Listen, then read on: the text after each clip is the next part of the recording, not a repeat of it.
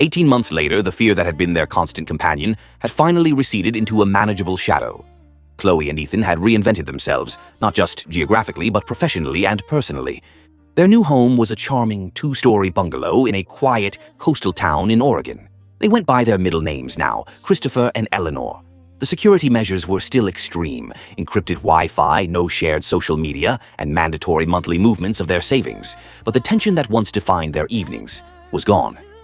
Ethan had transitioned his skills into remote cybersecurity consulting for nonprofits, a job that paid less but offered anonymity and genuine satisfaction. Chloe had found work as a digital content manager for a local art gallery, thriving in an environment far removed from the cutthroat corporate world. One cool, clear evening, as the Pacific breeze carried the scent of salt through their open kitchen window, Ethan prepared dinner.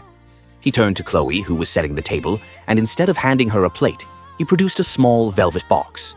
"Chloe, these last 18 months have been the hardest, but also the most real. I know our life isn't what we planned, but it's ours. It's safe. Marry me. Let's make this new life permanent." Tears welled in Chloe's eyes. She didn't hesitate. "Yes, Ethan. Of course, yes."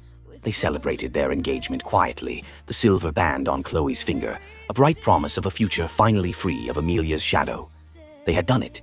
They had survived and started over. The discovery. Meanwhile, in a penthouse suite back in the city, Amelia was furious. The investigation into Ethan had hit a dead end months ago.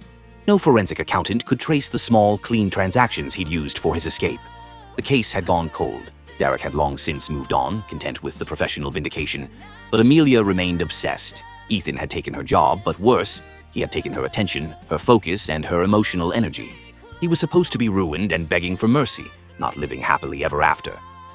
One morning, while idly scrolling through old digital contacts, she saw a new local news link pop up on a low-security, obscure email chain related to Chloe's old gallery job. The headline read, "Local gallery manager Eleanor Evans engaged to partner Christopher." Amelia stared at the blurry photo accompanying the article. Christopher was holding Eleanor's hand, a ring clearly visible. Though he had grown his hair out and she wore glasses, there was no mistaking the shape of the faces, the way they smiled. It was Ethan and Chloe. They were not only alive and well, but happy. Amelia crushed the glass of water she was holding, shards scattering across her marble desk. The small cut on her palm didn't register. Her face was a mask of cold, white rage. No one takes her Ethan away from her. The corporate revenge wasn't enough. The professional ruin wasn't enough. Now she would destroy their happiness, their peace, and every single thing they held dear.